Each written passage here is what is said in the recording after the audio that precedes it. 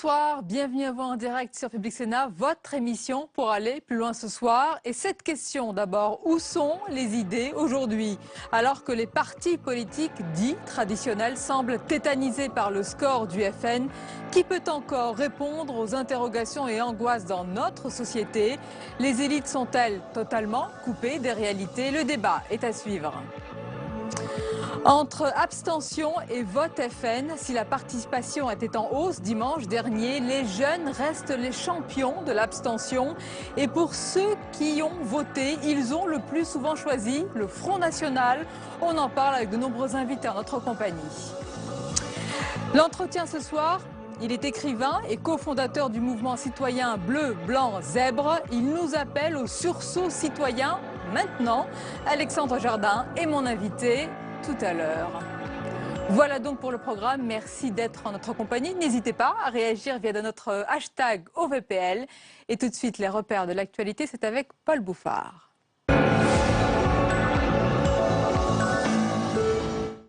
Bonsoir à tous. Élections régionales, toutes les cartes sont désormais sur la table. On connaît depuis 18 h les candidats du scrutin de dimanche prochain. Et l'un d'entre eux n'aura pas cédé aux décisions des états-majors. Jean-Pierre Masseret maintient sa liste dans le Grand Est. Il y aura donc bien 3 listes en présence dans la région. Jean-Pierre Masseret promet de mener le combat jusqu'au bout. Les explications avec Mounir Soussi. Les consignes du Parti socialiste n'ont pas été suivies dans le Grand Est.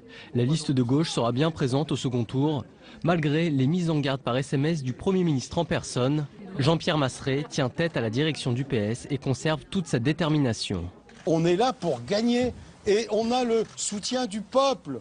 Parce que depuis hier, les innombrables soutiens, les mails, les SMS, les messages qui sont venus de toute la France nous dire « vous avez raison ». 71 de ses colistiers avaient choisi de se désister. Il en fallait 95 pour faire tomber la liste. Le PS maintient la pression et retire l'investiture aux candidats toujours en lice. Christian Eckert, le secrétaire d'État au budget, proche de Jean-Pierre Masseret, respecte la ligne du parti, mais aussi le parcours de l'homme aux côtés duquel il a siégé à la région. On a chacun à prendre nos responsabilités, il prend les siennes et je veux de toute façon lui donner un coup de chapeau. Il a aussi reçu le soutien de son adversaire du FN. Florian Philippot salue son courage, un courage qui maintient une triangulaire et augmente donc les chances de succès du Front National dans la région. Hier, c'était Manuel Valls et Nicolas Sarkozy qui participaient à la grand-messe. Dès 20 h ce soir, c'est le tour de Marine Le Pen et la présidente du Front National n'est pas tendre avec la stratégie menée par le Premier ministre et le Parti Socialiste. On l'écoute chez nos confrères de TF1. Le Parti Socialiste exprime là un très grand mépris de ses électeurs, considérés comme de la chair à voter. On en a besoin, on les appelle, et puis on les congédie au deuxième tour parce que les états-majors nationaux ont décidé qu'il était bon qu'il n'y ait plus un seul socialiste dans telle ou telle région. Ça n'est pas ma vision de la démocratie. Moi, j'ai toujours défendu le fait que l'ensemble des grands courants politiques soient représentés dans l'ensemble des assemblées. Et par conséquent, je ne vais pas changer d'avis quand il s'agit des socialistes. Et cet après-midi, aux questions au gouvernement, Manuel Valls a une fois de plus placé la République et ses valeurs au cœur de l'élection de dimanche. On écoute le Premier ministre. Je vois au moins 3 réponses. La première, c'est rester digne. C'est de rester à la hauteur de l'attente et de l'exigence des Français. La deuxième, pour ce qui concerne la majorité, je ne peux vous répondre que cela, c'est de nous rassembler. C'est ce qui a été fait dans les régions. Et la troisième leçon, c'est que partout vive la République. C'est le choix que la majorité a fait et c'est ainsi, je crois, que nous apporterons la réponse aux Français, parce que la seule réponse dans ces moments-là, au-delà du débat démocratique, c'est la République, ce sont ses valeurs, c'est l'autorité de l'État qui doit s'imposer partout, mais aussi la défense, d'une certaine manière, d'être français. De son côté, Nicolas Sarkozy a imposé son ni-ni. Presque tous les ténors des Républicains se sont rangés derrière leur président. Mais après le second tour, seront-ils encore tous unis? Au Sénat, des nuances transparaissaient déjà à la réunion de groupe des Républicains. Louis Sibyl. Réunion de groupe ce matin au Sénat, mais pas encore réunion de crise. Les sarkozystes sont même confiants. Le Black Sunday ne sera plus le même dimanche prochain, ça sera un Blue Sunday, c'est-à-dire qu'à mon avis on aura pas mal d'élus et de régions conquises. On en avait une sur 22, je pense qu'on en aura 6 ou 7 sur 13, ça fait quand même un changement, il faut aussi faire de l'arithmétique. Un pronostic optimiste, la droite pourrait ne remporter que 4 régions et certains commencent déjà à faire un premier bilan critique. Il y a un vrai besoin de réflexion quand on s'aperçoit que dans mon département, le Front National fait pratiquement en milieu rural le double des voix des Républicains. Moi, ça m'interpelle. Et aujourd'hui, cette ouverture au centre et cette ligne un peu tiède, à mon sens, n'a pas été le ticket gagnant. En filigrane, une critique des choix du président du parti, Nicolas Sarkozy. Un mélange de genres qui exaspère l'ancien président du groupe. Nous ne sommes pas dans la campagne des primaires, nous sommes en pleine élection. Alors que certains qui veulent se présenter aux primaires et cherchent à tout moment de se différencier par rapport aux autres. Ça nous agace profondément. Si l'unité est prônée jusqu'à la fin des élections, le match des primaires pourrait bien commencer dès dimanche soir. Et puis, on l'a appris dans l'après-midi, la sénatrice écologiste Leïla Haïchi apporte son soutien à Valérie Pécresse, la tête de liste Les Républicains en Ile-de-France. Un soutien de dernière minute qui fait dire à Valérie Pécresse que l'écologie est de son côté. Le parti Europe Écologie Les Verts indique ce soir que la sénatrice pourrait être exclue du parti. Plus de détails sur le fil info de publicsénat.fr. 2 jours après le premier tour, un homme ne s'est pas exprimé, ni apparition publique, ni déclaration officielle. François Hollande n'a pas bouleversé son agenda. Aujourd'hui, le chef de l'État a remis la Légion d'honneur au quartet tunisien, prix Nobel de la paix. L'occasion pour François Hollande de rappeler sa détermination face au terrorisme. Écoutez. Et nous sommes confrontés aujourd'hui à la même menace, le terrorisme. Terrorisme qui a frappé à Paris, terrorisme qui a frappé à Tunis. Terrorisme qui a frappé encore cet été en Tunisie, terrorisme qui a frappé il y a quelques jours Paris. Même processus, même volonté de tuer, même objectif, nous diviser, nous séparer, créer un sentiment d'insécurité tel que les ferments de la guerre civile pourraient à ce moment-là se retrouver réunis. Et c'est parce que nous sommes solidaires dans cette épreuve que nous y répondons de la même manière, c'est-à-dire en luttant contre l'obscurantisme et en faisant prévaloir la démocratie, le droit. On passe au premier débat de ce soir. Sonia, avec vos invités, vous revenez sur cette panne d'idées que pourraient connaître en ce moment les partis politiques traditionnels en France.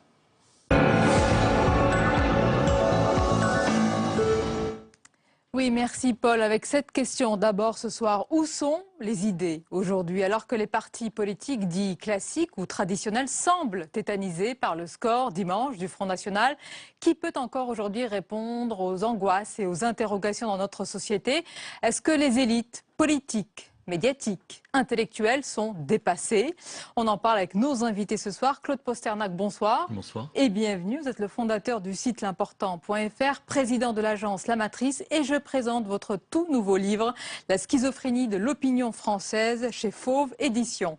Nous accompagne également ce soir Marc-Olivier Padis. Bonsoir. Bonsoir. Bienvenue. Vous êtes le directeur de la rédaction de la revue Esprit. Merci de nous accompagner. Et Alexandre Malafaille, bonsoir. Bonsoir. Bienvenue à vous. Vous êtes le président de think tank Sinopia. C'est un think tank citoyen. Et vous êtes l'auteur de ce livre, Reprenons le pouvoir, manifeste pour notre droit à être bien gouverné. Merci d'être là. Alors, messieurs, quand on lit la presse étrangère, Claude Posternac, ce matin, et en particulier la presse outre-Rhin, ce n'est pas seulement l'échec des partis politiques dits classiques en France qui est pointé du doigt par rapport aux résultats de dimanche, mais plus généralement l'échec des élites françaises, politiques, médiatiques, intellectuelles. Est-ce que vous partagez cette analyse? Est-ce qu'on peut le dire ce soir? Écoutez, ce serait difficile de ne pas partager cette analyse. Là, la presse allemande est extrêmement sévère puisqu'elle considère qu'il y a un niveau de féodalisme, c'est le mot employé, un niveau de féodalisme rarement atteint en Europe dans les partis politiques français. On est à la fin d'une logique. Cette logique a été créée à la Libération, c'est-à-dire que la Libération, le général de Gaulle a face à lui un parti communiste puissant qui vient de libérer le pays avec les FFI, les FTP. C'est un parti qui pèse 30% dans les urnes. Le général de Gaulle a été trahi par la bourgeoisie qui avait fait le choix de Pétain. Donc, à la fois, le général de Gaulle et Maurice Thorez passent un pacte historique où, globalement, on transforme la société française dans une sorte de capitalisme d'État. On nationalise les banques, on nationalise l'énergie, on nationalise Renault. Et ce pacte va permettre à ce pays de se développer parce que nous sommes d'abord dans une période où il faut reconstruire, c'est une période où il y a de l'emploi, et ce pacte va permettre de l'industrie, ça va accoucher du TGV, ça va accoucher d'Ariane, ça va accoucher d'Airbus, ça va faire des avancées sociales extraordinaires. Le seul problème, c'est que ce compromis historique a 70 ans, et aujourd'hui on arrive au bout d'une logique, et que les deux parties prenantes de ce pacte, qui était d'un côté la bourgeoisie, pour faire court, et de l'autre côté la classe ouvrière. Cette bourgeoisie qui a mis en œuvre les comités d'État à travers l'ENA, créé par le général de Gaulle et Maurice Thorez. Ces comités d'État sont devenus une bourgeoisie d'État qui a abandonné l'idée qu'elle avait de la nation. Et de la même façon, je rappelle que la Libération, la CGT, avait 6 fois plus d'adhérents qu'aujourd'hui. Je rappelle que le nombre de syndiqués en France a été divisé par 2 depuis 1980. Et je finis sur les syndicats parce que c'est extrêmement important. Nous sommes le pays en Europe où il y a le moins de syndiqués. Et on a une particularité, on est le pays en Europe où on a le plus de permanents syndicaux. C'est-à-dire que nous sommes entrés dans une logique de décompression, de fin de règne, c'est-à-dire que les comités de l'État sont devenus une bourgeoisie d'État. Abandon et fin de règne. Et juste, je finis là-dessus, ce compromis, ils n'arrivent pas à le casser, et ni l'un ni l'autre ne pourront le casser. Alors Marc-Olivier Padis et Alexandre Malafaille, donc abandon, fin de règne, et plus précisément dans Le Monde ce soir, Marc-Olivier Padis, la philosophe Alexandra Leinay-Lavastine décrit, je cite, des élites entretenant l'entre-soi, niant des réalités déplaisantes comme la porosité des frontières, par exemple, le défi des migrants ou encore l'islamisme des banlieues. Est-ce que c'est le cas? Est-ce qu'à force de ne pas nommer, est-ce que d'abord vous diriez que ce sont des réalités? Est-ce qu'à force de ne pas les nommer, nous sommes arrivés également à cela? Évidemment, c'est ce qu'on dit depuis maintenant une dizaine d'années, c'est qu'il y a un déni, qu'il y a des tabous en France, il y a des sujets dont on ne peut pas parler. Et en même temps, ça fait maintenant déjà tellement d'années qu'on en parle que je me demande si c'est vraiment sérieux de dire qu'on n'ose pas dire qu'il y a de l'islamisme dans notre pays, on n'ose pas dire qu'on a abandonné les banlieues. Franchement, de quoi est-ce qu'on discute d'autre depuis 15 ans depuis le 11 septembre 2001, si c'est pas de ça. Il y a d'autres dénis. On a un déni sur le fait que la France n'est pas dans une bulle, elle n'est pas coupée du monde. Et en fait, par rapport à ce compromis gaulo-communiste que vous décriviez très justement, la grande différence, c'est que le monde autour de nous a changé et que la France est intégrée de multiples manières à une mondialisation qui fait qu'aujourd'hui, la Syrie, le Mali sont à quelques heures de chez nous et qu'on ne peut pas faire comme si la France allait être sous cloche indépendamment de ces problèmes. Et c'est de ces sujets-là dont on a du mal à débattre aujourd'hui parce qu'on a du mal à considérer à quel point nous sommes en fait vraiment une nation ouverte et en contact via l'Europe, mais pas seulement, avec le reste du monde. Alors c'est peut-être ça le vrai sujet, Alexandre Malafaille, c'est le défi de la mondialisation, c'est ce que nous sommes, ce que nous représentons, qui nous sommes.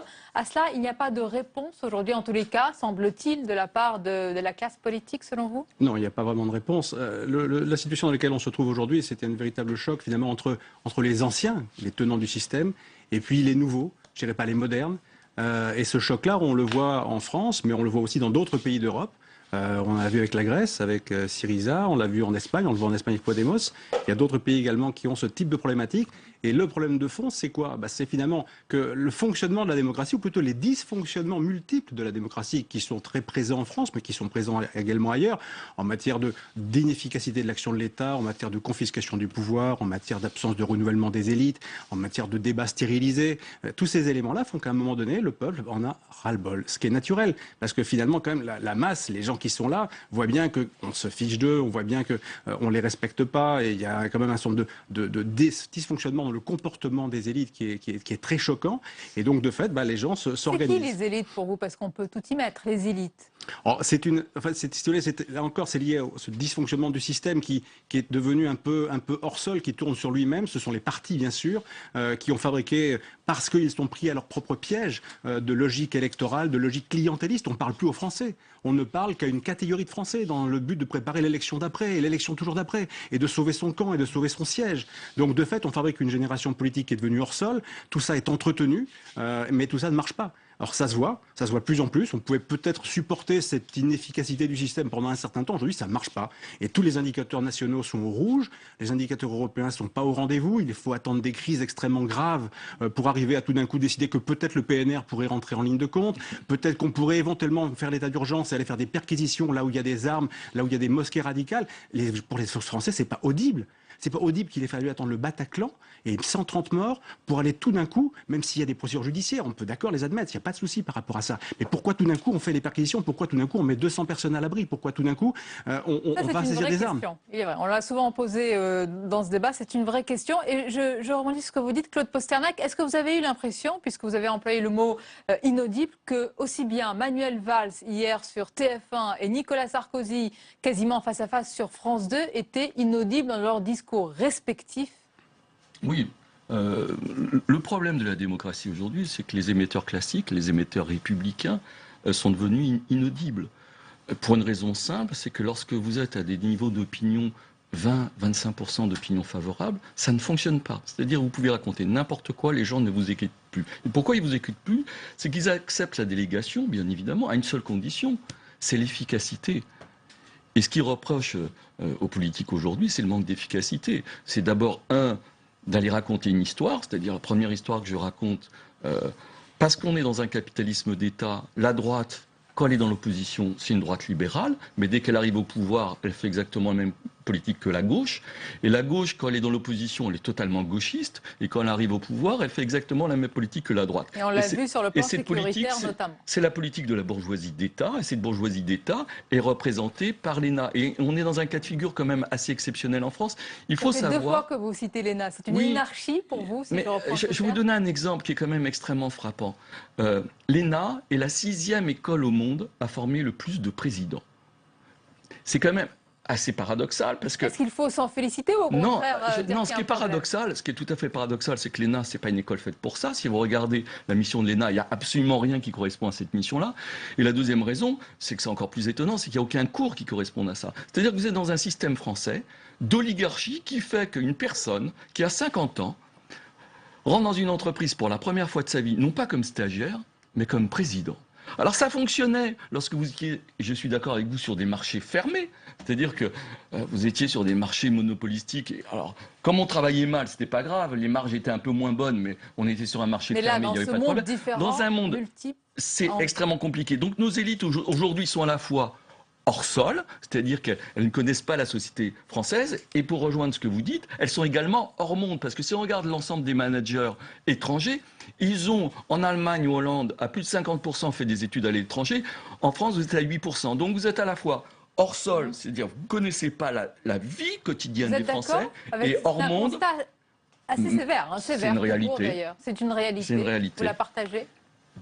Moi je demanderais qui prend ses responsabilités aujourd'hui en France? La classe politique, bien sûr, elle est sur la sellette. Tout le monde la met en accusation et lui demande des comptes, ce qui est normal. Et les responsables politiques sont des gens qui rendent des comptes. Ils doivent passer devant les électeurs, ils le font, ils sont renvoyés et ils sont critiqués assez brutalement. Mais qui d'autre prend ses responsabilités? On a cité effectivement les syndicats, il y a aussi une société en France. Et dans cette société, on ne peut pas simplement renvoyer la balle aux responsables politiques en disant ça gouverne mal en haut. Il y a aussi une société qui peut se mobiliser, qui le fait, qui prend des initiatives. Et je trouve que dans ce débat sur le blocage français tend à faire oublier quand même la réalité du dynamisme d'une société, mais à laquelle il faut aussi renvoyer la question de sa propre responsabilité. Alors ça, c'est votre combat au sein de votre think tank citoyen. C'est justement, et on en parlera tout à l'heure avec l'invité de notre entretien, Alexandre Jardin, c'est de réveiller un petit peu cette société civile, ce mouvement citoyen. Est-ce qu'elle est vraiment endormie en France, la société civile? Alors beaucoup de choses bougent. Beaucoup d'organisations, d'associations, de jeunes cherchent à trouver des moyens avec le numérique apporter de nouvelles solutions pour justement contrer la manière dont le système est figé, j'allais dire sa fixitude pour faire un néologisme. Et ça, c'est plutôt la très bonne nouvelle. On peut vraisemblablement imaginer que dans les 2-3 ans qui viennent, la chose politique va être totalement ébranlée par le numérique, comme les taxis parisiens ont été ébranlés par Uber. Ça, c'est très très probable. Mais à court terme, le vrai problème quand même, c'est que la classe politique, qui aura quand même beaucoup de mal à se remettre en cause, va devoir faire face à des échéances extrêmement rapides. Et donc, comme je le disais tout à l'heure, c'est les anciens contre les nouveaux. Et si les anciens ne font pas le job, entre 2017 et 2022, on aura vraisemblablement une reprise en main des choses par des partis tels que le Front National, avec tout ce que ça peut supposer comme difficulté. Le problème, c'est que les partis politiques aujourd'hui et les Français aimeraient bien qu'on leur parle, qu'on parle aux Français, qu'on s'adresse, qu'on bâtisse des projets qui parlent aux Français. Aujourd'hui, la problématique le maître mot, c'est, Sarkozy l'a très bien dit, Nicolas Sarkozy l'a très bien dit, c'est il faut cliver. Mais cliver, c'est quoi? C'est ni plus ni moins que diviser pour régner. Ça, c'est pas supportable. C'est plus supportable, je crois, aujourd'hui. Vous avez dit 2 fois les anciens et les modernes, Claude Posternik. Est-ce que c'est aussi noir et blanc? Je me souviens d'une couverture de Marianne. Les nouveaux. Une couverture de Marianne qui avait ce titre Politique Parc, comme Jurassic Park, qui dressait un petit peu la déliquescence généralisée des partis politiques. Mais en affirmant cela, on nourrit aussi un petit peu le parti qui se présente aujourd'hui, qui se présentait beaucoup comme anti-système, un peu moins aujourd'hui. On tape aujourd'hui à bras raccourcis sur ces partis politiques. Aujourd'hui, il faut quand même purger les choses. Le Front National, à ces niveaux-là, alors là, c'est un niveau jamais atteint, mais en tout cas, le Front National est dans le paysage politique français depuis un certain moment. Et à aucun moment, justement, on a posé les questions qui sont les questions de fond. Qu'est-ce qu'on fait? Pourquoi aujourd'hui le politique, au sens large, ne fonctionne plus? Pourquoi il ne répond plus aux attentes des Français? Donc, par rapport à ça, il est clair aujourd'hui qu'un parti, par exemple comme le Parti Socialiste, qui vient avec un projet qui va allier Valls et Philoche, ça n'a aucun sens. Ça montre que quand vous arrivez au pouvoir, vous n'avez pas de sujet. De la même façon, aujourd'hui à droite, le problème de la droite est le problème de Sarkozy. C'est-à-dire que lorsque les Français, en votant Front National, disent on veut essayer autre chose, l'alternative de l'opposition, c'est de présenter déjà quelqu'un qui a déjà existé. Ça ne peut pas fonctionner. Il y a une antinomie qui ne fonctionne pas. Donc, on est dans une situation terrible et le vrai sujet, c'est cette société a défendu les insiders, c'est-à-dire ceux qui sont dans le système.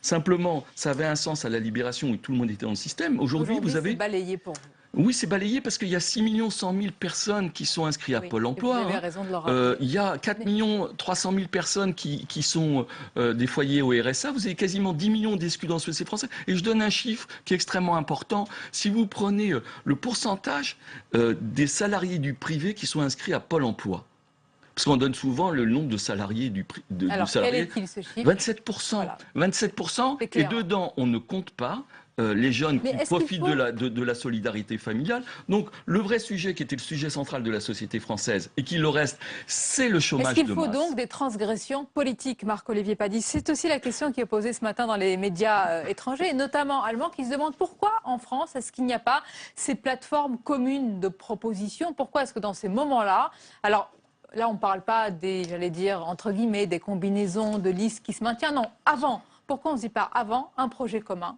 Voilà. Quand les Allemands négocient sur un projet de grande coalition, il y a un travail de négociation et des textes. Le dossier est épais, il est négocié pendant des heures et il est vérifié page à page. En France, ce n'est pas notre tradition et l'ambiance actuelle n'est pas tellement à ce type de rapprochement. Mais pour moi, ce qui est étrange, c'est que par rapport à ce qu'on a décrit, on a senti des moments quand même dans la vie politique française où cette culture politique de fond, telle que vous l'avez rappelée, telle que vous l'avez décrite aussi, était sur le point de changer. Moi, j'ai l'impression qu'on est plutôt retombé dans l'ornière ces dernières années. Il y a eu des moments quand même... lesquels, un exemple? Quand est-ce que vous avez senti ce glissement? J'ai senti, je ne sais pas, un moment où quand Jacques Delors était à l'Europe, ça pouvait changer. Quand Michel Rocard était Premier ministre, ça changeait. Mais dans un autre genre qui me convenait moins, mais Nicolas Sarkozy avait représenté au début de son quinquennat une rupture avec justement ces vieilles élites, ces manières de faire, etc. Et qu'est devenue ce discours de rupture, cette manière de faire autrement. Aujourd'hui, on est complètement retombé dans l'ornière, on est retombé en arrière. Les ambitions européennes ne sont plus aussi fortes et on a l'impression finalement on peut revenir à la longue durée. On fait du néocolbertisme, c'est les fondamentaux de la société française qui n'arrivent pas à changer, la reproduction. Et pourtant, la société française est une société qui a su bouger à bien des moments et qui pouvait adopter des styles politiques un peu différents. Bien sûr, dans un grand pays comme celui-ci. De nos voisins, de la culture, des cultures social-démocrates, ce à quoi vous faisiez allusion avec l'Allemagne. Donc, ce n'est pas impossible. C'est sûr que dans la conjoncture actuelle, on ne voit pas exactement, mais peut-être avec...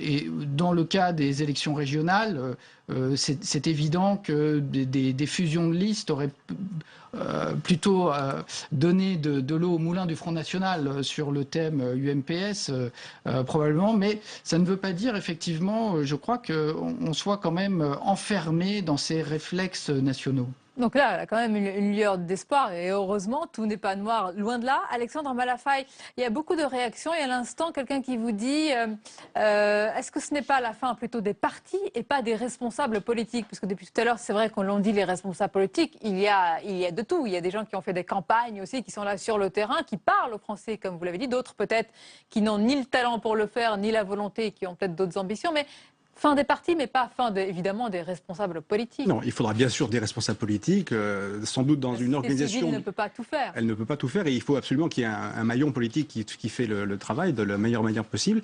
La question, c'est, on aura toujours aussi besoin de partis, d'organisation. Pour un moment donné, organiser le débat, on aura toujours besoin d'un débat, ça c'est absolument indispensable. La question, c'est comment est-ce que les partis fonctionnent, comment est-ce que les règles du jeu sont modernisées. On n'échappera pas à la fois bien sûr à des idées qui vont faire émerger de nouvelles têtes, ça c'est absolument indispensable, et le numérique en sera un vecteur puissant, mais on n'échappera pas non plus à une réforme des institutions qui à un moment donné mettra l'efficacité et l'intérêt général au centre de l'action politique. Il y aura toujours des débats, bien sûr, mais on ne pourra pas avoir une classe politique qui, en permanence, ne fait pas le travail et qui, au bout du compte, peut toujours revenir. Ce sont toujours les mêmes. En 2012, on a vu des gens sanctionnés. Ils sont tous en train d'occuper les têtes de liste régionales ou de truster les places dans les grands partis politiques. Pas normal. Ça, les Français en veulent plus. Le casting de 2017 est déjà annoncé. Les Français n'en veulent pas de ce casting. Et donc, on va continuer à faire ça combien de temps? Les questions, elles sont posées. Donc, il faudra réformer les institutions. Il y a eu une très bonne initiative, il faut la signaler. Et tant pis pour la publicité, enfin moi je suis indépendant dans mon think tank, mais Claude Barthelone et le député Vinocq ont fait un rapport parlementaire il y a 2 mois de cela. Sur les institutions, on en avait parlé, voilà. Effectivement, il y a des propositions mais qui sont bonnes. Ce qui est intéressant, pardon, j'insiste sur un point, c'est que c'est la première fois que vous avez en fait un document qui est un document de système global à plaquer sur le système actuel pour dire c'est pas simplement une mesure comme le cumul des mandats, c'est tout un ensemble de choses qu'il faut revoir. Il y a des choses à prendre. Merci en tous les cas, merci pour ce débat et cette réforme peut-être des institutions à venir, elle sera bienvenue. Restez avec nous. On va parler d'une personne qui persiste et signe. C'est le favori à l'investiture républicaine. Donald Trump qui veut, je cite, l'arrêt total et complet de l'entrée des musulmans aux États-Unis. Il a provoqué, vous vous en doutez, colère et incompréhension. On en parle dans quelques instants. C'est l'édito ce soir.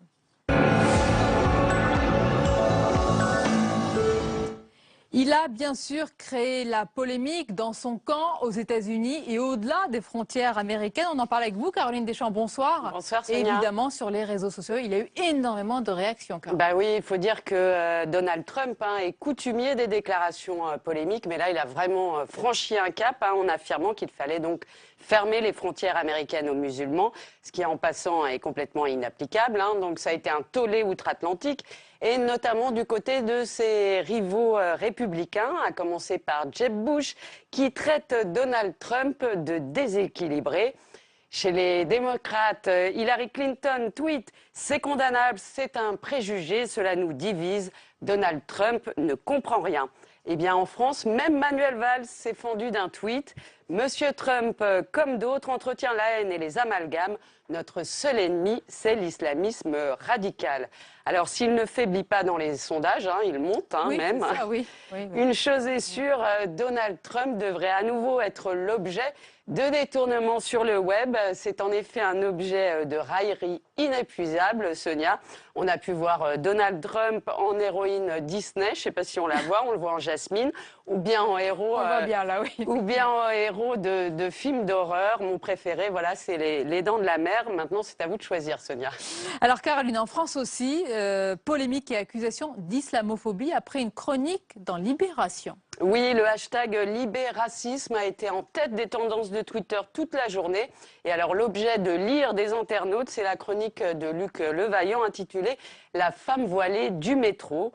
Dans le climat post-attentat, le journaliste imagine dans le métro une rencontre avec une femme musulmane vêtue, je cite, d'une abaya noire qui la recouvre de la tête aux pieds. Cette autre soutane monothéiste, écrit-il, qui lui fait la cuisse évasive, les seins restreints. Je me raconte que la femme voilée est en cheville avec le conducteur salafiste. Et le journaliste de voir cette femme, je cite, comme la sœur désolée et désolante des beurettes sonores et tapageuses qui égayent les soirées RATP. Ça n'a pas manqué, raciste, sexiste, islamophobe, les critiques pleuvent sur les réseaux sociaux, à tel point que Laurent Geoffrin, le directeur de la rédaction de Libération, a été contraint immédiatement sur le net de préciser que le journaliste, je cite, a mis en scène des fantasmes qui courent dans la société. Bon, il se dit quand même désolé si ça a pu choquer les lecteurs. Alors malaise également, il faut le savoir, au sein de la rédaction de Libération. Il y a beaucoup de journalistes qui ont désapprouvé.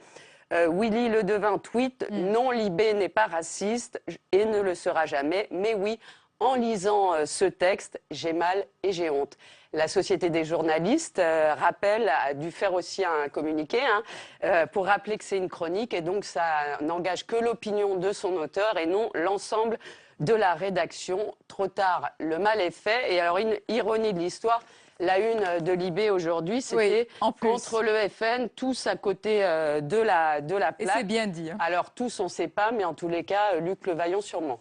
Merci beaucoup, Caroline, pour votre chronique et analyse. Merci à vous. Il est 22h30 passé. On retrouve tout de suite Paul Bouffard pour les principales informations de la soirée.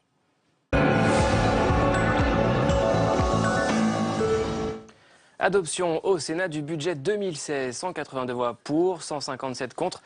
La Haute Assemblée a voté ce PLF largement modifié par la majorité de droite, contre l'avis du gouvernement. Détail des changements apportés par les sénateurs avec Cécile Sixou. Première retouche emblématique, les 3 jours de carence de la fonction publique. Les sénateurs ont revu la copie des députés en votant en faveur de ces 3 jours. Leur objectif, plus d'équité entre secteur public et privé et une économie de 500 millions d'euros. Autre mesure symbolique, la baisse de la dotation globale de fonctionnement aux collectivités, la DGF.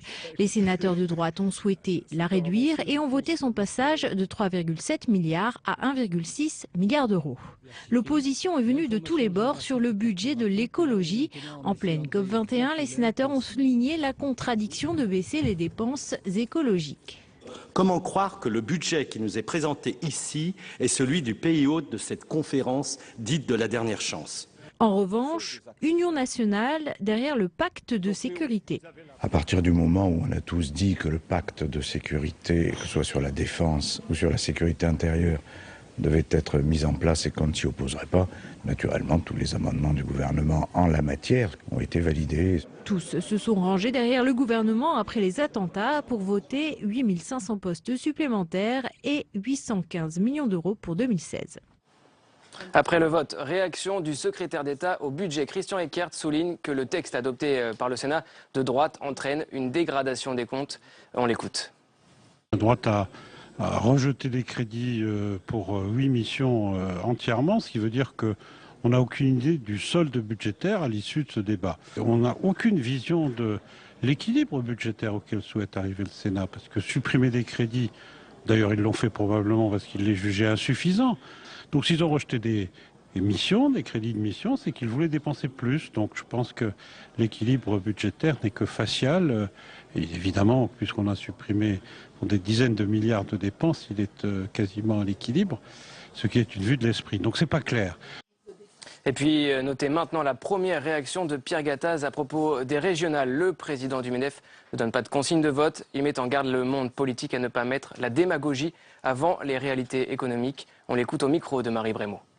Moi, ce que je demande à tous les partis, et notamment au Front National, c'est qu'ils arrêtent de baratiner aux Français sur le plan économique. Le plan économique, c'est la retraite. Et bien dans tous les pays du monde sont en train de reculer l'âge de la retraite. Moi, ce que je demande, c'est que ceux qui gouvernent le pays, ou ceux qui prétendent vouloir le gouverner un jour, c'est qu'ils mettent l'entreprise et les entrepreneurs au centre du village. C'est nous qui avons les clés du chômage, du succès. Par contre, il ne faut pas inventer des dispositifs qui, on sait, coûtera une fortune à l'économie française.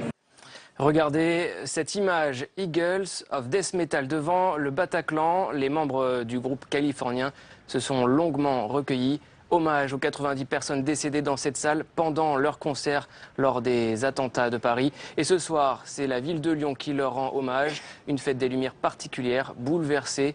Le nom des victimes est projeté sur la colline de Fourvière. Place au second débat de ce soir. Pour qui les jeunes Français votent-ils aujourd'hui?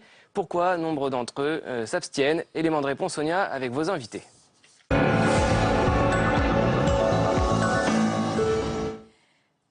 Oui, on va rappeler en préambule de ce débat que le premier parti, si je puis dire, chez les jeunes, chez les 18-34 ans, reste l'abstention. À partir de ce constat, on va s'intéresser ce soir aux jeunes votants. Ils ne se sont pas beaucoup déplacés, mais celles et ceux qui l'ont fait ont voté pour le Front National pour 34% d'entre eux, avec 4 points de plus que la moyenne nationale. Et cela mérite qu'on s'y attarde ce soir, qu'on parle de l'évolution de ce vote, l'analyse et le débat avec nos invités dans quelques instants. Mais d'abord, les faits et les chiffres, c'est avec Sophie Normand-Couturier. Les jeunes de 18 à 30 ans ne votent pas. 64% d'entre eux ne se sont pas rendus aux urnes dimanche dernier. Et ceux qui ont voté ont choisi le FN à 34%, bien avant le PS, la droite et le Front de gauche Europe Écologie Les Verts. Un vote frontiste qui, selon l'Institut de sondage, répond à une forte demande de changement ainsi qu'à 3 thématiques nationales. À 47%, c'est l'emploi qui a le plus compté pour les jeunes au moment du vote, suivi par la sécurité et l'immigration. Les jeunes et les catégories populaires, les 2 populations dont le vote est le plus favorable au FN. Et nos invités pour en parler ce soir, Jérôme Sainte-Marie, bonsoir. Bonsoir. Bienvenue, sondeur, président de l'Institut Polling Vox. Nous accompagne ce soir Louis Lepron, bonsoir. Bonsoir. Bienvenue à vous. Vous êtes journaliste auprès du site Cobini.fr. C'est un éditeur de contenu, un site Pop News, c'est ainsi qu'il se présente. Et vous êtes l'auteur d'un article intitulé, je le cite, La jeunesse n'emmerde plus le Front National. Avec nous, Raquel Garrido, bonsoir. Bonsoir. Bienvenue, cofondatrice du Front de Gauche, auteur du livre Guide citoyen de la 6e République aux éditions Fayard. Et avec nous également Michel Fils, bonsoir. Bonsoir. Bienvenue, sociologue, historien, auteur de nombreux ouvrages, dont celui-ci, le livre noir de la jeunesse. Et votre prochain ouvrage, à paraître en mars 2016, je crois, s'intitulera Jeunesse à l'abandon. Alors, madame, messieurs, Jérôme Sainte-Marie d'abord, à chaque élection, on fait mine de découvrir ce vote Front National chez les jeunes. Est-ce qu'on peut dire une fois pour toutes que ce n'est pas une nouveauté? Non, absolument. C'est le vote chez les plus jeunes est toujours important. Vous avez donné des chiffres. Ça signifie que beaucoup de citoyens, du coup, commencent leur vie électorale en votant Front National. Autant dire que le discours de diabolisation qu'ils entendent au fil des années doit les faire un petit peu sourire. Et par ailleurs, que ça va, on peut aller même un peu plus loin. C'est-à-dire que ce sont les retraités qui sont aujourd'hui les plus rétifs au vote Front National. C'était pas ça comme ça au tout début du vote Front National. Mais désormais, ça fait des décennies que c'est comme cela. Et en fait, les gardiens du système, si j'ose dire, c'est les 15 millions de retraités. Inversement, les plus jeunes sont effectivement de votants importants du Front National. Alors, on n'a pas le droit forcément de le dire ou de l'étudier très précisément, mais on peut considérer aussi que si on prend uniquement les jeunes qui ne sont pas issus directement ou indirectement de l'immigration, on doit arriver à des chiffres beaucoup plus élevés. Donc c'est bien cette vision du monde du Front National qui s'installe dans la jeunesse française. Je voudrais vous faire réagir, et en premier Louis Lepron, à cette phrase, on l'a lu, on l'a entendu, le FN, premier parti de France chez les jeunes. Est-ce que c'est faux? Est-ce que c'est vrai? Est-ce que ça vous choque, dit ainsi? Déjà non, c'est faux. C'est évidemment faux parce que les jeunes en partie, la grande majorité n'a pas voté ce dimanche. Ensuite, donc, en prenant en gros les 100% de jeunes qui ont voté, 35% sont allés voter pour le Front National. Donc de dire en fait que le FN est le premier parti des jeunes, non, c'est complètement faux. Le premier parti finalement chez les jeunes, c'est l'abstention, ça c'est sûr. Et ça, il faut le rappeler. Raquel Garrido, donc près de 35% des jeunes inscrits sur les listes électorales en âge de concrétiser leur opinion politique ont ainsi quand même pour premier réflexe à 18 ans de voter Front National. Qu'est-ce que ça vous inspire? D'abord, rectifions ce chiffre de 35%. Et moi, je lis de plus en plus, dans la presse notamment, que l'on cherche à donner de la visibilité aux abstentionnistes, qui est un phénomène nouveau, y compris chez les sondeurs, par exemple, qui ne parlent jamais des abstentionnistes, qui ne les reprennent jamais en compte dans les résultats. Si vous prenez 100% des personnes... On en parle beaucoup quand même.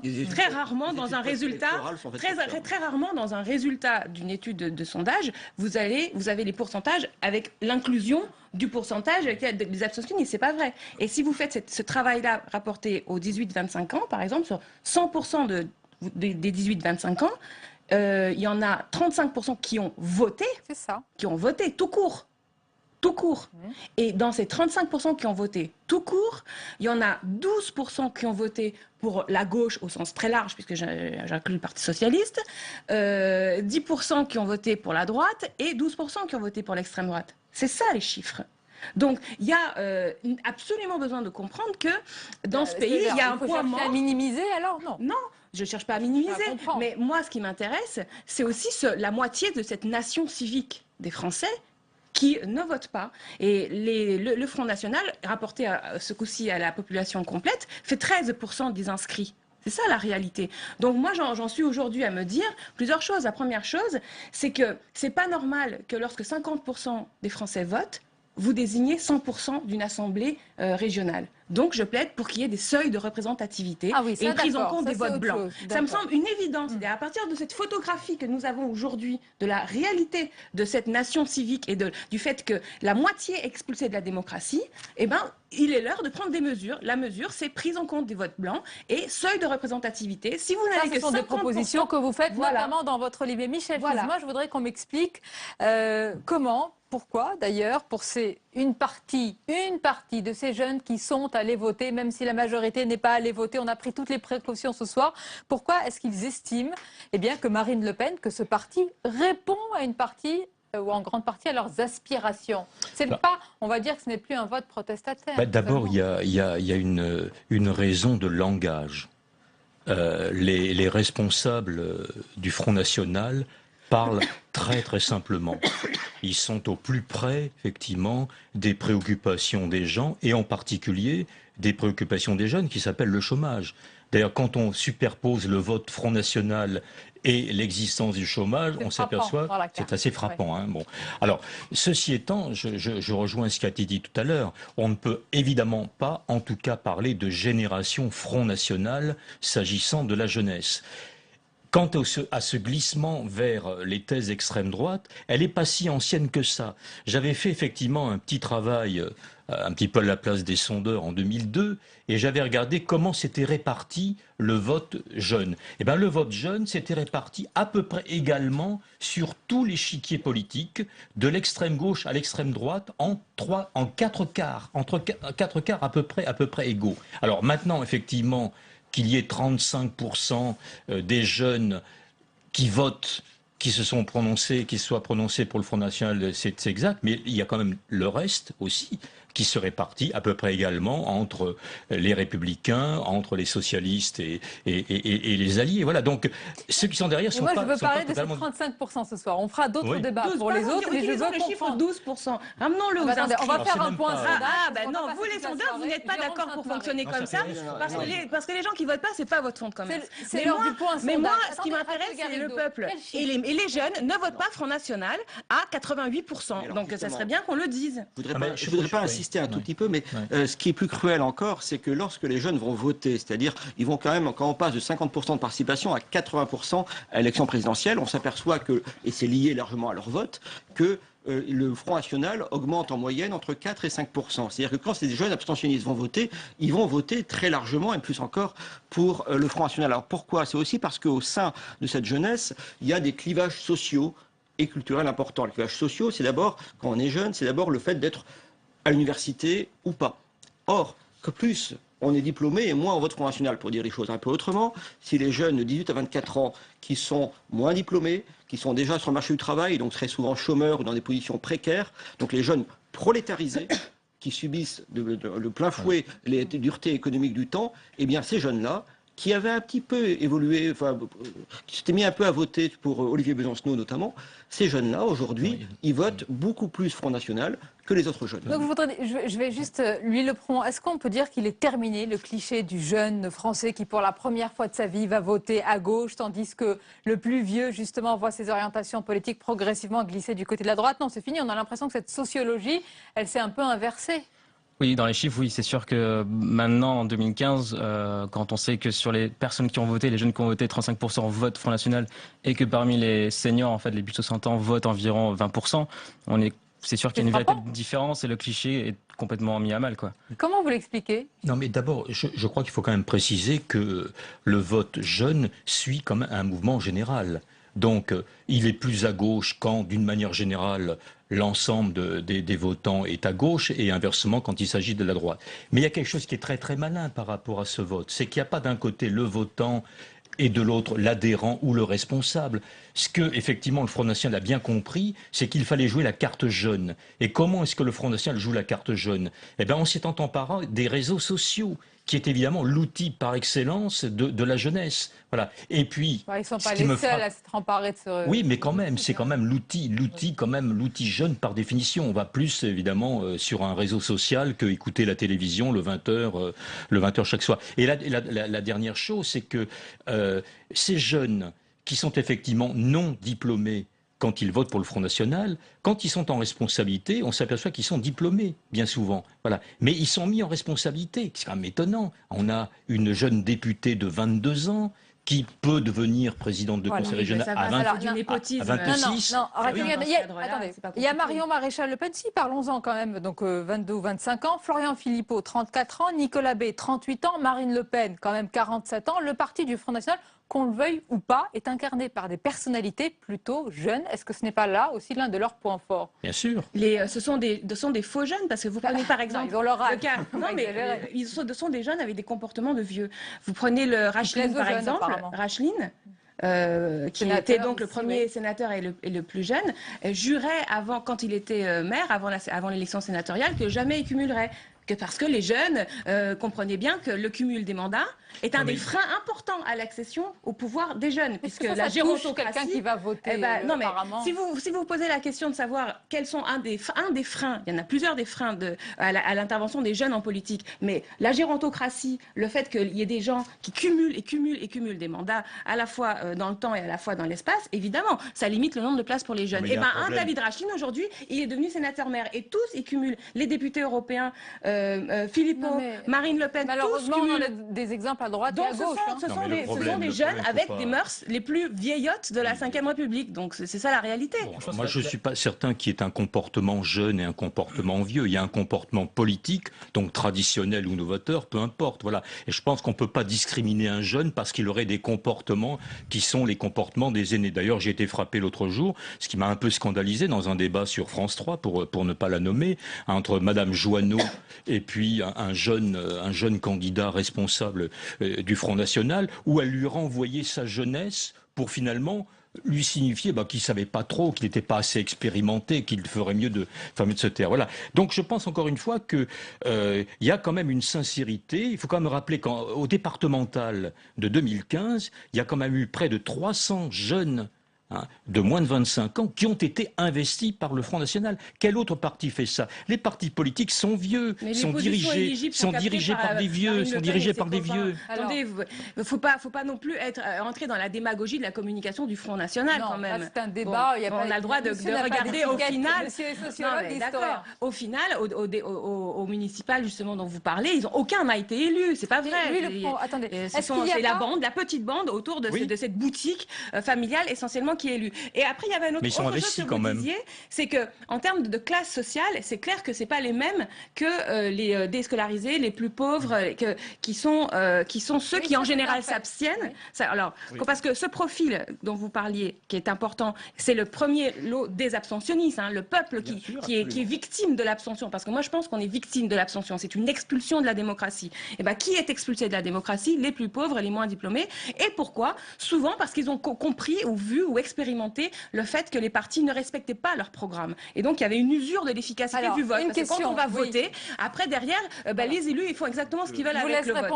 Du coup, pour ramener des gens dans la démocratie, c'est l'enjeu. Parce qu'au final, c'est un gros défi pour vous. Et vous allez nous dire comment ça va se passer, quelle tonalité va prendre la campagne de second tour. Mais d'abord, lui, est-ce qu'il y a toujours cette vision un petit peu, peut-être dépassée, c'est la réalité de deux jeunesses. D'un côté, une jeunesse, entre guillemets, je le mets dorée, qui a accès à toutes les promesses de la modernité et qui a le monde pour horizon. Et de l'autre, des bataillons de jeunes invisibles, souvent relégués dans les territoires ruraux, périurbains ou encore dans des quartiers dits ghettos, à qui le Front National a parlé dans ces deux jeunesses. On a l'impression que c'était dans les deux. C'est ça qui est troublant. Après, j'aime pas diviser une jeunesse, j'aime pas faire des oui, mais il y en a qui ont moins de chances que d'autres. Donner une vision binaire des jeunes, c'est pas aussi simple de dire. Je pense qu'il y a une jeunesse qui est précaire et l'autre qui est dorée, justement. Ce serait complètement, je pense, même sociologiquement, un raccourci.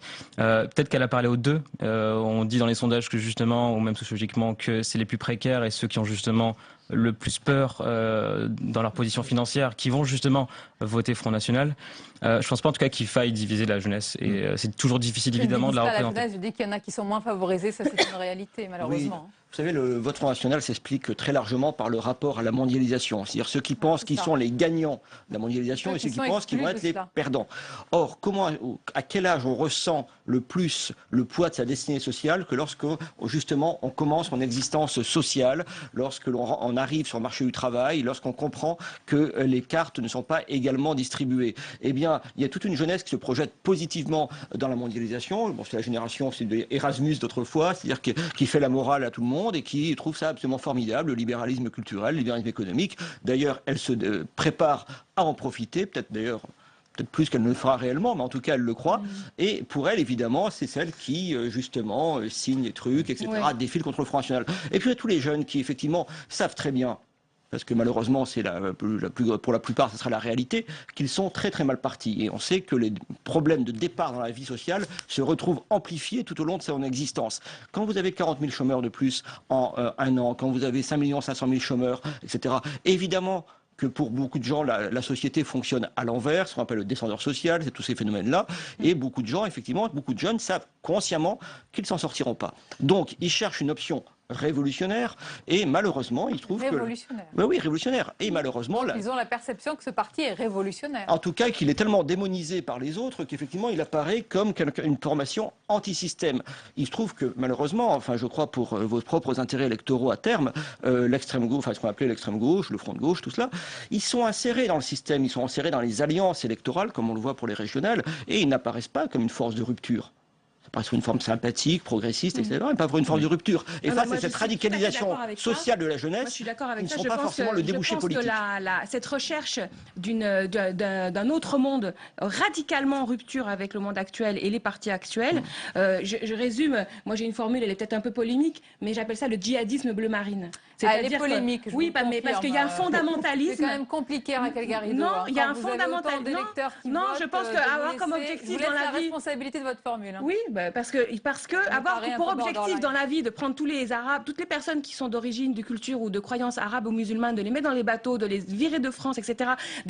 Tout ça, c'est un projet qui est un projet de guerre civile. En partie justement parce que 2 tiers des jeunes se sont abstenus, donc du coup, c'est pas vraiment ils se sont pas engagés contre.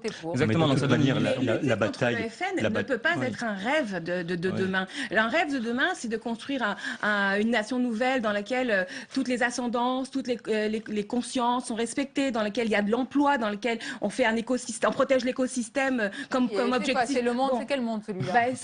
Ça c'est pas moi, c'est ce que je propose dans la 6e République. Avec le temps qu'il arrive. Non, pardon, mais il arrive que le moment où on s'en occupe, et c'est ça que les jeunes aussi. Et c'est votre combat, oui, Jérôme Sainte-Marie. Je voudrais juste revenir sur le titre de votre article qui fait référence à Bérurier Noir, je crois, dont le concert final a eu lieu, me semble-t-il, à l'Olympia en 1989. Donc c'est vous dire à quel point effectivement ça renvoie à un tout autre monde. Et par ailleurs, ça renvoie à une période où on s'est habitué à penser justement un peu après 68 que, enfin à partir de 1960, à partir du basculement de l'UNEF pendant la guerre d'Algérie, que la jeunesse, notamment la jeunesse étudiante, était de gauche. Historiquement, c'est totalement faux. La jeunesse, notamment la jeunesse étudiante, était plutôt de droite, pour des raisons sociales évidentes, voire d'extrême droite. C'est la jeunesse étudiante des grandes écoles qui brise la grève générale en 1920, par exemple. Tout ça pour vous dire qu'effectivement, il y a ce déterminisme un peu, de dire c'est curieux, les jeunes sont à l'extrême droite. Non, c'est pas du tout curieux. Ce qui est constant, en réalité, c'est que les jeunes sont affrontés à cette période très particulière, encore une fois, de rentrer dans le monde social, et que ceux qui le font aujourd'hui le font avec la condition. Ce premier pas est très important. Merci beaucoup pour ce débat passionné et engagé. Et que ceux qui nous écoutent se battent pour le vote à 16 ans. La suite de votre émission. Et on va retrouver à présent la rubrique qui est toujours un peu décalée sur l'évolution des lois dans notre pays. Retour ce soir sur le duel, et c'est dans la folle histoire des lois.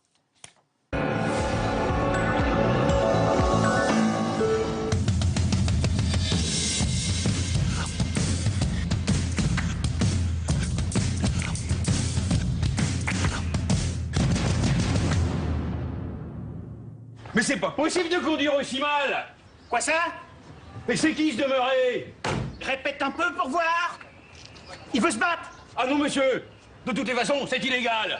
Ah, j'en connais un qui a de la chance d'être né au XXe siècle et pas en l'an 1000. Car à l'époque féodale, non seulement le duel était légal, mais c'était même un mode de preuve.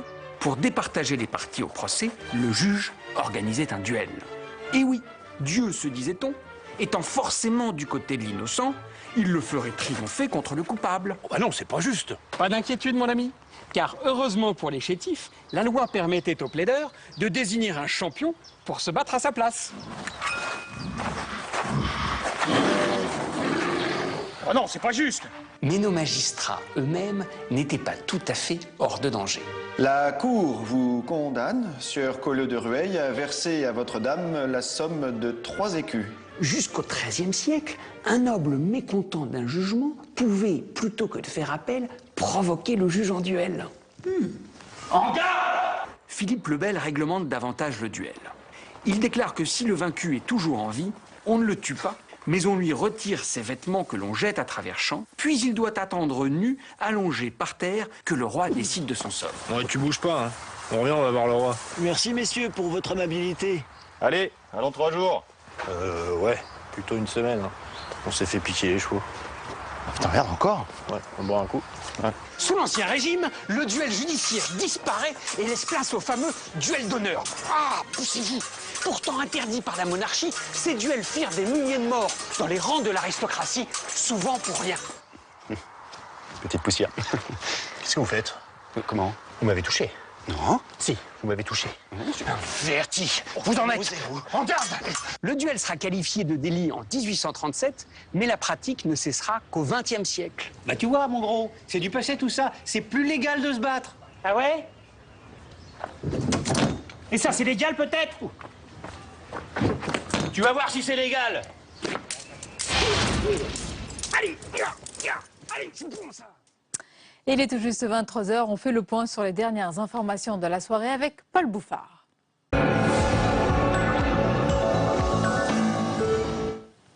Ce combat, il le mènera jusqu'au bout. Jean-Pierre Masseret sera bien au second tour des régionales dans le Grand Est. Les partisans d'un retrait socialiste et la fronde de certains de ses colistiers n'auront pas réussi à le faire plier. Les explications avec Mounir Soussi. Les consignes du Parti socialiste n'ont pas été suivies dans le Grand Est. La liste de gauche sera bien présente au second tour, malgré les mises en garde par SMS du Premier ministre en personne. Jean-Pierre Masseret tient tête à la direction du PS et conserve toute sa détermination.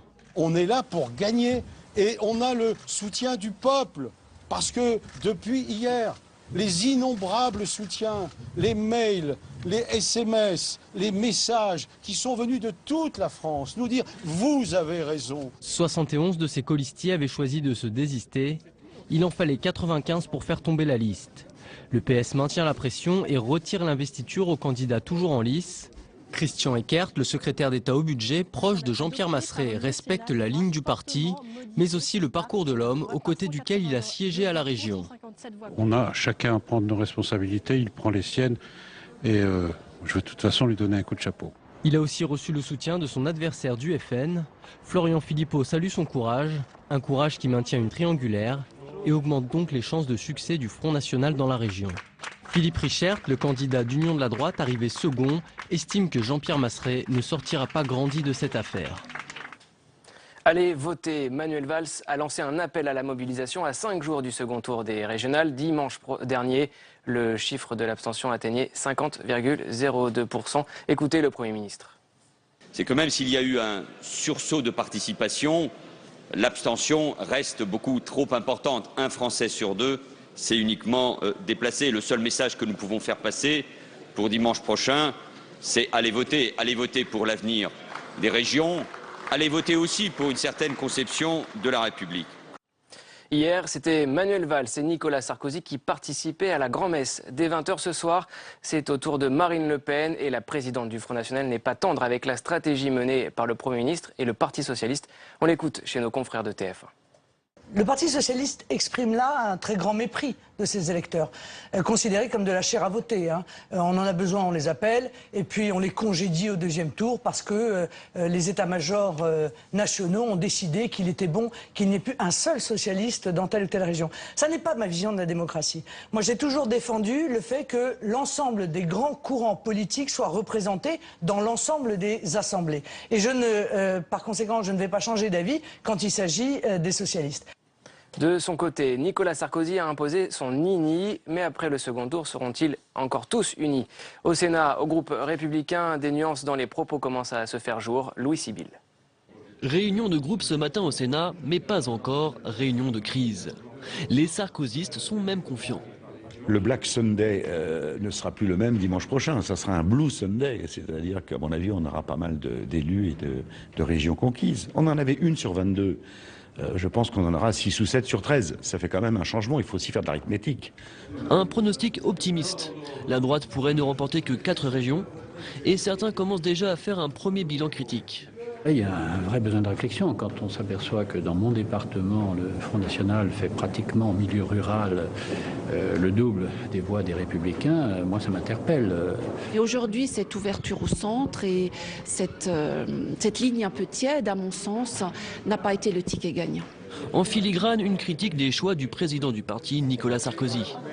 Un mélange de genres qui exaspère l'ancien président du groupe. Nous ne sommes pas dans la campagne des primaires, nous sommes en pleine élection. Alors que certains qui veulent se présenter aux primaires cherchent à tout moment de se différencier par rapport aux autres. Ça nous agace profondément. Si l'unité est prônée jusqu'à la fin des élections, le match des primaires pourrait bien commencer dès dimanche soir. Et puis, on l'a appris dans l'après-midi, la sénatrice écologiste Laïla Haïchi apporte son soutien à Valérie Pécresse, la tête de liste Les Républicains en Ile-de-France. Un soutien de dernière minute qui fait dire à Valérie Pécresse que l'écologie est de son côté. Europe Écologie Les Verts indique ce soir que la sénatrice pourrait être exclue du parti. Plus de détails sur le fil info de publicsénat.fr.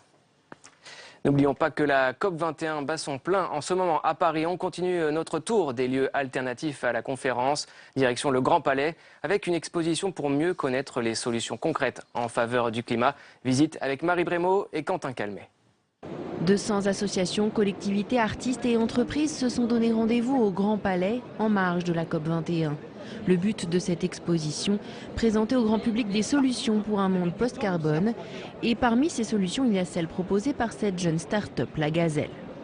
La start-up La Gazelle produit localement des petites lampes solaires pour le marché africain. Ces lampes solaires sont COP21, si je peux dire, puisqu'elles viennent en remplacement des lampes à pétrole. L'objectif, produire localement 1 million de lampes solaires d'ici à 2020 et ainsi économiser 850 000 tonnes de CO2. Mais à côté des plus modestes, on trouve également des multinationales comme L'Oréal qui a déjà réduit ses émissions de gaz à effet de serre de 50% entre 2005 et 2014. Un modèle plus vertueux mais également compétitif. C'est possible de décorréler la croissance économique de l'impact environnemental parce que comme on a réussi à réduire moins 50% nos émissions CO2 dans la production, tout en augmentant notre production de 22%, on se dit que c'est aussi un message pour les négociateurs, la société civile et toute personne impliquée dans ce sujet. Si certaines ONG dénoncent une démarche de greenwashing, soit d'éco-blanchiment, les organisateurs de cette exposition mettent en avant la volonté de tous ces acteurs de mieux faire d'un point de vue environnemental, même si les motivations d'une entreprise à une autre peuvent varier. Il est l'heure de la revue de presse.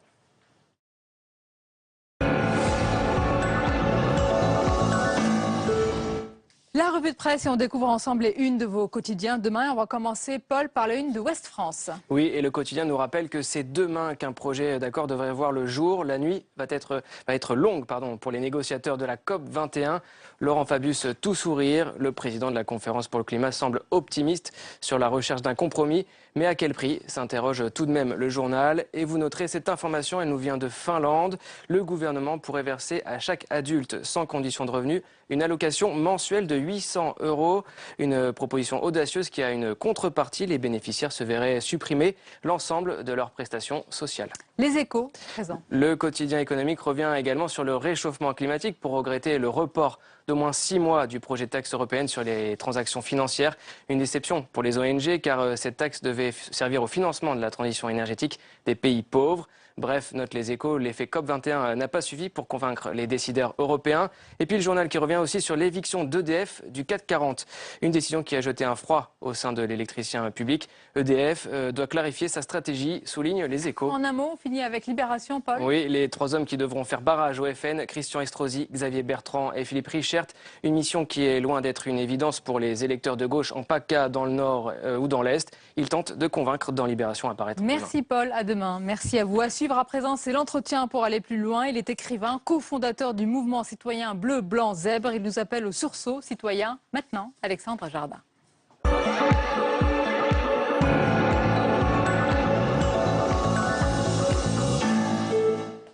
Mon invité ce soir est écrivain, c'est aussi un homme qui résonne, vous allez le voir et l'entendre, hors cadre et appelle depuis un certain temps à l'émergence d'un véritable mouvement citoyen, mais il ne fait pas que parler, il agit aussi à travers une multitude d'actions qui changent notre quotidien, votre quotidien. Il est le cofondateur de l'association Lire et Faire Lire et du mouvement Bleu, Blanc, Zèbre, un doux tank, et non pas un think tank. Alexandre Jardin, bonsoir. Bonsoir. Et bienvenue à vous. Alors dans l'hebdomadaire, le 1, à paraître demain, d'Éric Fotorino, vous publiez une tribune avec ce titre « Je nous accuse ». Et vous commencez ainsi « Je nous engueule ». Que doit-on nous reprocher? On a collectivement accepté que les fractures en France ne se règlent pas. On a collectivement accepté que le marché du travail soit complètement bloqué, qu'on ait 2 millions de jeunes sans formation. Tout ça, c'est nous. Le problème, c'est nous. C'est nous, les citoyens. Les gens qui nous écoutent, là, ils ont mis des bulletins de vote pour mettre au pouvoir des équipes successives. C'est bien nous qui les avons mis au pouvoir. C'est bien nous qui avons mis ces partis-là. Donc, le problème, c'est nous. C'est notre attitude. Donc, ça veut dire que la solution, c'est nous. Et la formidable nouvelle, c'est qu'on a aussi la possibilité de se conduire comme un très grand peuple. Et pour moi, un grand peuple, c'est un peuple de faiseux. C'est-à-dire de gens qui, au lieu de gueuler devant leur télé, au lieu de râler en écoutant la radio, sont capables de se bouger le cul. Et donc, on a décidé d'embarquer ces gens-là. On a décidé d'embarquer toutes les associations qui obtiennent des résultats, les maires qui obtiennent des résultats, les entreprises qui obtiennent des résultats pour guérir les grandes fractures françaises. On va parler de ce mouvement. Juste avant, hier, juste à votre place, Alexandre Jardin, l'écrivain Patrick Besson, que vous connaissez, il pointait la responsabilité d'une élite bien pensante hors sol qui décide de tout à Paris et qui voit tout de Paris. Il faut arrêter cela, il faut décentraliser vraiment, il faut penser au territoire. Il faut faire repartir le pays par en bas. C'est complètement bloqué par en haut. Donc, par les territoires, par de l'action extrêmement concrète, opérationnelle. Vous disiez qu'on a créé un do tank, pas un think tank. Le mouvement des ZEP, c'est ça. Je vais prendre un exemple. Soit on fait des grandes théories sur le chômage des jeunes, on le déplore, on fait des grandes lois, etc. Soit on passe à l'action de manière très concrète. Le mouvement des ZEP, par exemple, on soutient une politique très simple. Il y a des gens en France qui s'appellent les centres de formation d'apprentis, l'université des métiers. Quand les jeunes passent là-dedans, 80% en sortent avec un contrat de travail. Mais quand on se balade et qu'on va voir sur place et qu'on demande aux jeunes pourquoi ils sont si peu nombreux dans la classe, on s'aperçoit qu'un tiers des places ne sont pas remplies. Pourquoi? Parce que l'éducation nationale fait tout pour qu'ils n'y aillent pas. Tiens donc, et pourquoi? Parce qu'on demande aux jeunes, est-ce que vous en avez entendu parler au moment de l'orientation? Eh bien non, parce que l'éducation nationale continue à rêver de 80% d'une classe d'âge ayant le bac, et non pas 80% ayant un emploi. Alors qu'est-ce qu'on a fait, nous? C'est simple, on est allé voir d'autres zèbres, Et on a un zèbre extraordinaire qui s'appelle l'Agence pour l'éducation. Alors, par le zèbre, on sport. va expliquer pour vous, ce sont des gens qui font, voilà, qui des sont faiseux. voilà, des faiseux, qui sont dans l'action. Des gens qui réparent le pays, déjà. Et qui alors, sont déjà que dans s'est-il l'action. passé? Et alors, cette Agence pour l'éducation par le sport, ils ont à peu près 1 million de jeunes qu'ils récupèrent dans les quartiers difficiles par le sport. Et ils ont énormément de chômeurs. Eh bien, on a fait la rencontre entre l'Assemblée permanente des chambres de métiers qui gère les centres de formation d'apprentis et ce mouvement. Et on démarre dans les semaines qui viennent. Et c'est une initiative concrète. Mais elle paraît tellement simple, Alexandre Jardin. Oui. Comment ça se fait que l'éducation nationale n'y ait pas pensé? Comment ça se fait qu'elle ne voit pas justement ce manque et cette adéquation à avoir? Eh bien, c'est très simple. Le pays est gouverné depuis des décennies. Et c'est aussi ça qui fout le pays en rogne. C'est que le pays est gouverné par des techniciens. Un technicien, ça n'a rien à voir avec un praticien. Un praticien, c'est quelqu'un qui se bouge le cul, qui vit avec le réel, qui vit avec les gens. Les chambres de métiers qui créent les centres de formation d'apprentis, ils gèrent des trucs en praticiens. Donc on a décidé de monter un mouvement civique, un mouvement citoyen, qui va donner du pouvoir, pas le prendre. Un parti, c'est fait pour prendre. Nous, on va donner du pouvoir. En commençant par la base. Par la base, mais aux gens qui savent faire. Vous avez souvent parlé d'une insurrection silencieuse, qui pourrait un jour s'exprimer dans la rue ou dans les urnes. Mais si on dit insurrection silencieuse, Alexandre Jardin, on accrédite l'idée d'un peuple anesthésié, un peu soumis, rabougri. C'est ça la France aujourd'hui? Eh bien non. On va la faire redémarrer. Mais pourquoi vous? Parce qu'il faut bien que quelqu'un le fasse. Et pourquoi doit-on vous croire? Parce qu'on ne promet rien, on le fait. C'est-à-dire que le marché de la promesse est carbonisé. Vous pouvez promettre n'importe quoi, plus personne ne va vous croire. Aujourd'hui, les gens ne vont croire que les gens qui obtiennent des résultats. Si vous parlez du chômage des jeunes, ce qu'on fait là, c'est très concret. On a par exemple un autre zèbre, un programme qui s'appelle Solidarité nouvelle face au chômage. Il traite à peu près 6000 chômeurs de longue durée. Les 2/3 retrouvent du travail au bout d'à peu près 10 mois. C'est de l'accompagnement, c'est très bien fait, c'est très professionnel, c'est magnifique. Mais des programmes comme ça, on en a des dizaines. Et avec des maires de terrain, des élus locaux. Toutes couleurs politiques confondues? Je m'en fiche. C'est-à-dire? Ils sont bien de droite ou de gauche? Oui, mais ce n'est pas mon problème. Mon problème, c'est est-ce qu'ils modélisent sur le territoire quelque chose dont la France a besoin? Je prends un exemple. On a des maires ruraux qui réparent un énorme problème. On a des tâches sur le territoire, les tâches blanches, il n'y a pas Internet. Quand dans une commune, il n'y a pas Internet, toutes les entreprises se barrent. C'est la fameuse fracture technologique, oui. Non, mais une fracture d'emploi. Oui. Donc il faut à tout prix, très rapidement, mais très vite. On ne peut pas faire des plans fibres, etc. Il y a un moment, il faut que ça marche tout de suite. Mais on a des maires ruraux qui ont fait des choix technologiques avec des fournisseurs d'accès associatifs et qui équipent leur commune pour à peu près 2000 € avec des abonnements à 40 € par mois. Ceux-là, ils sont précieux pour le pays. Parce qu'ils modélisent des choses qu'on va pouvoir étendre. Et le mouvement des zèbres coopère avec l'association des maires ruraux. Et c'est important que vous précisiez ces initiatives, Alexandre Jardin. Vous savez pourquoi? Parce que ceux qui nous regardent, beaucoup vous connaissent en tant qu'écrivain, beaucoup aussi découvrent votre mouvement Bleu, Blanc, Zèbre. Mais certains se disent, mais qui est-ce qu'il veut servir, Alexandre Jardin? Que voulez-vous? Qui veut-il servir et que voulez-vous servir? Mon pays. Mon pays. Je ne veux pas de ce qui est en train de se passer. C'est-à-dire, ce qui est en train de se passer, c'est que ça fait 30 ans qu'on n'obtient pas de résultats pour guérir nos fractures. Et ce qui me rend fou furieux, c'est de vivre dans un pays génial. C'est-à-dire qu'on est en train de se vautrer alors qu'on a sous la main toutes les solutions pour guérir nos fractures. Simplement, l'innovation, elle vient d'en bas. Elle vient des praticiens. Par exemple, là, on a un mouvement qui a rejoint les zèbres qui s'appelle Ciel Bleu. Ciel Bleu, c'est quoi? C'est des Alsaciens. Ils ne connaissent personne à Paris, ils n'ont pas de relation. Ils sont quand même parvenus à prendre en charge 100 000 retraités en France. C'est-à-dire prendre en charge? Ils mettent en place une politique systématique de traitement préventif et curatif des maladies les plus chères pour réduire les dépenses de la sécurité sociale. On vient de modéliser l'extension de leur système à l'ensemble, si on l'appliquait à l'ensemble des maisons de retraite françaises, on ferait une économie d'à peu près 15 milliards. Vous êtes plein d'enthousiasme, de bonne volonté, de conviction. Oui. C'est un pays génial, d'accord. Vous arrivez à fédérer ces élus sur le terrain. Mais Alexandre Jardin, aujourd'hui, c'est combien de divisions? Jusqu'où vous pouvez aller? Vous pouvez fédérer pour telle ou telle personne, mais que faire pour un pays aujourd'hui? Alors, aujourd'hui, on monte en puissance de manière ahurissante depuis dimanche. Parce que subitement, dans la crise qui s'est ouverte, les faiseurs appliquent. C'est-à-dire qu'on est en train de vivre quelque chose d'extraordinaire. On a une société qui, au moment où ça se fracture politiquement, on a une société de faiseux qui converge vers le mouvement des zèbres. Parce que ça fait 2 ans qu'on laboure le terrain.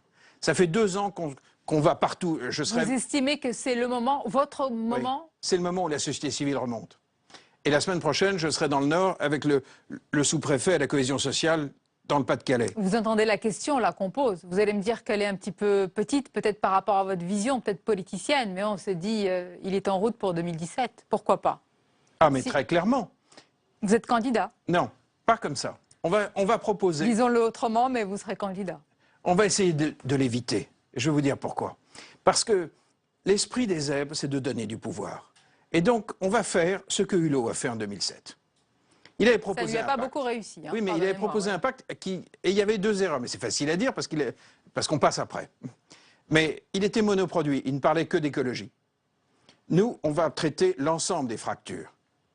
Et puis, on va venir avec les opérateurs. Si vous n'avez pas les gars et les filles qui sont capables de mettre en œuvre ce que vous dites, vous pissez dans un violon. Donc, et on va proposer un pacte du mouvement bleu-blanc-zèbre que vous allez proposer à tous les candidats. Ils le signent ou ne le signent pas, mais ils s'engagent sur un pacte sociétal? Ça sera très opérationnel. Ça portera sur des transferts d'argent. Il va falloir qu'on finance une révolution solidaire, profondément bienveillante. Je veux qu'on donne du pouvoir d'action à grande échelle à des gens qui ont déjà fait leurs preuves. C'est pas plus con que ça. C'est d'essayer de faire repartir le pays en pariant sur les gens vivants, sur les gens capables. Or, aujourd'hui... Est-ce que les personnes auxquelles vous allez proposer votre pacte sont vivants, pour vous, entre guillemets? Les responsables politiques de premier plan? Ils ont un petit problème avec la vie. Mais on va les aider. Est-ce qu'il y en a une qui émerge pour vous? Je sais que vous avez des contacts peut-être qui sont refroidis avec Alain Juppé ou d'autres. Un peu partout. Un peu partout. Donc il n'y en a pas un qui émerge par rapport à nous. On ne fera pas un accord avec la droite ou la gauche, ou le centre. Ça sera un accord droite-gauche-centre. De toute façon, mes zèbres sont à gauche et à droite, ou au centre. Ce n'est pas la question. Ce n'est plus la question. La question, c'est que le pays est en train de couler. C'est que les gens sont désespérés. Et que Marine Le Pen peut gagner. Elle peut gagner. Bien sûr. Pour l'instant, mais on le sait depuis dimanche. Pour certains, il y a encore une barrière, justement, encore un dernier plafond de verre. Alexandre Jardin, ils disent qu'elle peut arriver elle est déjà, pour beaucoup, au second tour de la présidentielle, mais qu'après, non, il ne peut pas y avoir un Français sur 2 qui vote pour elle. Moi, je crois que quand on ne règle pas les fractures d'un pays, les gens deviennent fous. Et légitimement. Et légitimement, ils deviennent fous. Donc, à un moment donné, le devoir d'une grande nation, c'est de régler ces fractures. Donc on va le faire. Mais on va le faire en commençant tout de suite. Mais vraiment, tout de suite, tout de suite. On a un bouquet d'actions sur l'éducation, un bouquet sur le logement, sur le retour à l'emploi, sur toutes les grandes fractures. Depuis tout à l'heure, vous avez dit grande nation, grand pays, grandeur. On l'a oublié? Ben oui. Mais on s'en souvient. C'est-à-dire qu'il y a certains moments où, dans notre histoire, ce peuple est capable de se souvenir de sa grandeur. Et sa grandeur, elle est toujours passée par l'action. Parce que l'action fédère. Quand j'ai construit Lire et faire lire il y a maintenant 16 ans, Lire et faire lire, c'est un programme, on a embarqué 17 600 retraités dans les écoles maternelles et primaires pour transmettre le plaisir de la lecture, pour vacciner les enfants contre l'échec scolaire. Quand on a lancé ça, on a fédéré la Ligue de l'enseignement, qui est à gauche, et l'UNAF, les associations familiales. Donc c'est possible, transpartisan.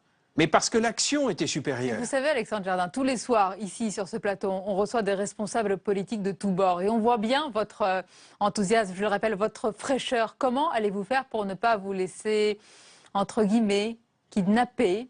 Ou en tous les cas, peut-être, oui, on va un petit peu vous récupérer par certains politiques. Comment vous allez faire? Vous savez bien que c'est le danger. Est-ce que j'ai une tête de mec récupérable? Je ne sais pas, je vous pose la question. Je ne juge pas la tête.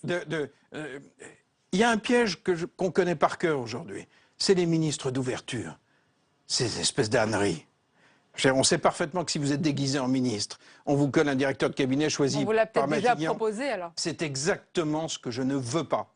Je veux qu'on récupère une partie du budget de l'État, qu'on le gère en autonomie. Je ne veux pas la Cour des comptes, je ne veux pas Bercy dans les pattes, je ne veux pas les petits gris qui empêchent d'agir. Et je veux que cette société profondément vivante fasse redémarrer le pays. Mais parce que les partis, pour l'instant, n'ont jamais ces réseaux-là. Ça semble hallucinant, mais ils ne travaillent pas comme ça. Ils ne lèvent pas d'abord les troupes capables d'agir. Et puis, accessoirement, dans ce pays qui est en train de se défaire, comme tous les jours, là, en permanence, il y a quelques heures, je suis tombé sur un mouvement qui nous a rejoints, par exemple, qui réunit une centaine de mutuelles de villages. Et ils ont 2 millions de clients en France. Ils nous ont rejoints. Quand vous rencontrez ces gens se prennent en main. C'est ce pays qui est en train de se prendre en main qu'on est en train de fédérer. En attendant qu'il se prenne en main, il a voté. Dimanche dernier, ce pays va de nouveau voter. Vous aussi, vous avez, je suppose, vous avez voté au premier tour et dimanche, vous irez voter. Est-ce que je peux vous demander qu'est-ce que vous avez glissé comme bulletin dans l'urne? Oh oui. Pas un bulletin zèbre, je suppose, ça n'existe pas. Non. Mais dans bleu, blanc, zèbre, il y a blanc, peut-être blanc. Blanc, bien sûr. Est-ce que vous referez ce dimanche? Je n'ai pas remis un jeton pour faire tourner une machine pour voter pour des partis qui, depuis 30 ans, font monter le Front National. Mais vous qui a fait croyez à monter le l'action, FN? vous avez mis un vote blanc. C'est bien eux qui ont fait monter le FN. Donc, mais en revanche, en 2017, je ne voterai pas blanc.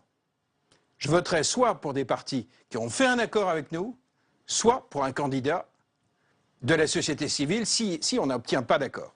Que demandez-vous en échange si ce pacte est avalisé, le vôtre, en 2017?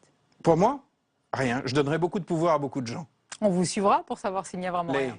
Mais vraiment rien. Mais ça existe de vouloir servir son pays. Mais c'est bien de le Ça rappeler. existe C'est pour vraiment. ça que j'ai insisté 2 fois avec cette question. Merci Alexandre Jardin. C'était un plaisir de vous recevoir. Merci. Merci à vous. On arrive presque à la fin de cette émission, mais tout de suite, vous le savez, c'est l'heure du zapping de Public Sénat.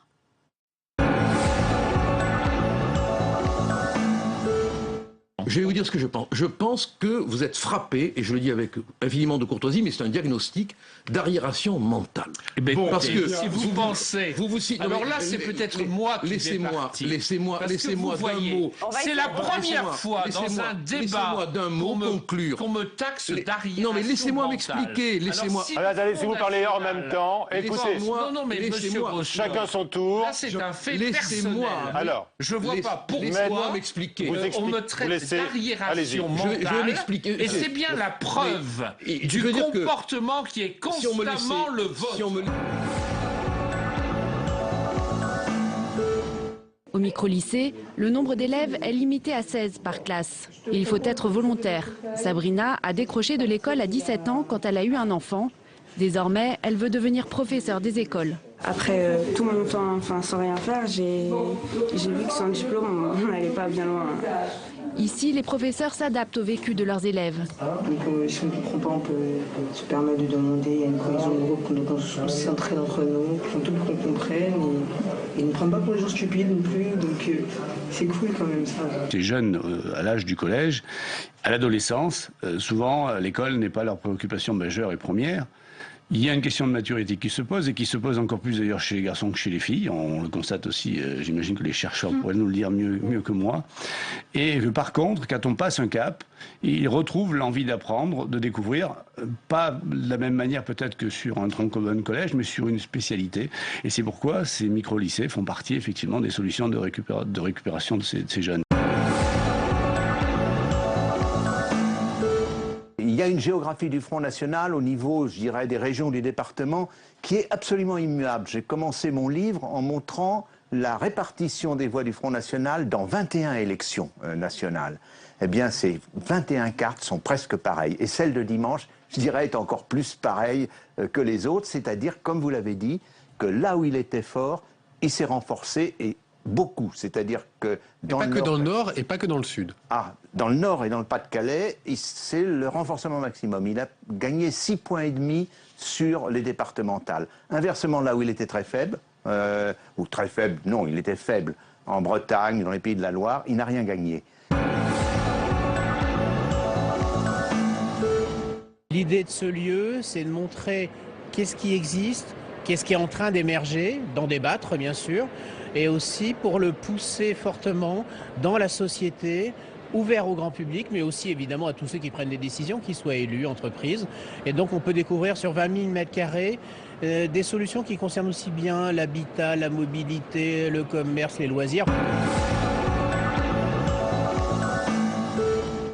Voilà, les Français, ils votent, ils nous envoient un message en votant. Si on donne le sentiment de bidouiller par derrière, vous savez, la colère, elle va être pire la prochaine fois. C'est-à-dire que ce sera plus 27%. Ils vont aller encore plus loin.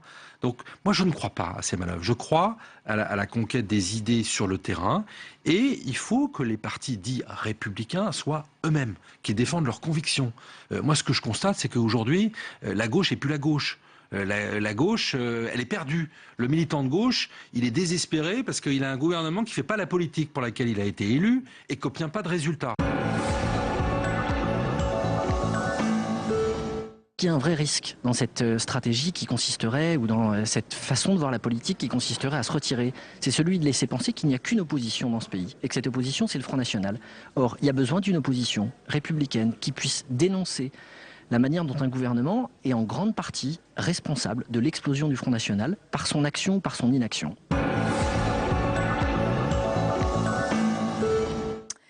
Merci de votre fidélité. Rendez-vous demain, bien sûr, 22h, 23h30 avec nos débats, décryptage. Et puis mon invité pour l'entretien, ce sera Plantu qui viendra avec ses dessins. Vos autres rendez-vous sur notre antenne, c'est Territoire d'Info, demain matin 8h, avec le député Les Républicains Benoît Apparu. Merci encore de votre fidélité. Merci. Belle et douce fin de soirée en notre compagnie.